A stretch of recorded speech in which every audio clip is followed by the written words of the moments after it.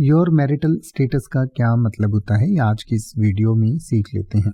Your marital status का मतलब होता है कि आपकी वैवाहिक स्थिति क्या है, यानी कि सामने वाला ये पूछना चाहता है कि आपके विवाह के बारे में आपकी स्थिति क्या है। वैवाहिक स्थिति का मतलब होता है कि आपकी शादी हो चुकी है, नहीं हुई है, या इसके अलावा तलाक हो चुका है, या क्या आपकी स्थिति है, यानी कि क्या क्या वैवाहिक स्थितियां हो सकती हैं, वो सारी मैं आपको बता देता हूं। उसके बाद आप उस अपनी वैवाहिक स्थिति के हिसाब से सामने वाले को जवाब दे सकते हैं।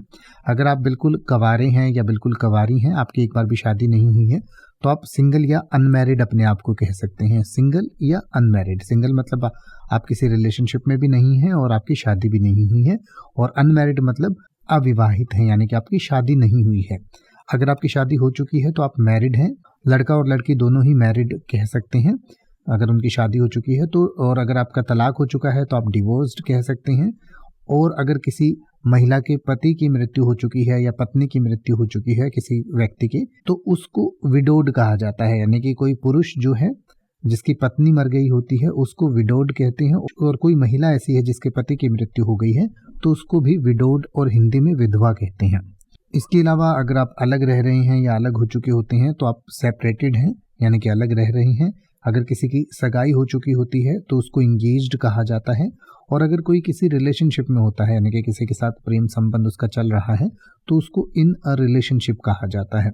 और कई बार किसी का विवाह जो है कानूनी रूप से उसको निरस्त कर दिया जाता है तो उसको अनल्ड कहा जाता है, यानी कि विवाह जो है वो निरस्त हो चुका है, यानी कानूनी रूप से विवाह मान्य नहीं है। तो इनमें से जो भी आपकी वैवाहिक स्थिति है वो आप सामने वाले को बता सकते हो। आप सिंगल हैं तो आप सामने वाले को सिंगल लिख के भेज सकते हैं, अनमैरिड भी लिख सकते हैं, मैरिड भी लिख सकते हैं, या जो भी आपकी वैवाहिक स्थिति है वो आप बता सकते हैं। अब आप किसी भी वर्ड का मतलब हिंदी और इंग्लिश में YouTube पर सर्च कर सकते हैं। आपको मेरी वीडियो मिल जाएगी जिसमें आप बिना किसी फालतू बकवास के सीधा उस वर्ड का मतलब समझ पाएंगे। तो ऐसी ही वीडियोस को देखते रहने के लिए चैनल को सब्सक्राइब करें और बेल आइकन को प्रेस करें।